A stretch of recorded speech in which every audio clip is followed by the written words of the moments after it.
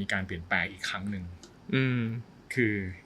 เข้าวงการโฆษณาเพราะเราอ่ะมีไปเล่นกับเบิร์ดนั่นแหละที่ร้านหนึ่งที่ลาดพร้าวพูดได้ป่าววะก็พูดได้เลยพูดได้สกสยุคแรกๆเลยไปเล่นนี่ร้องอ๋อเหรอพี่ร้องเหรอสลับกันไปแล้วก็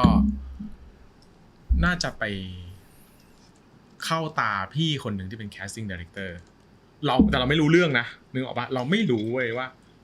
เขาเป็น casting director ซึ่งก็เป็นเพื่อนของพวกพี่ๆเราอะไรอย่างเงี้ยก็เริ่มแบบ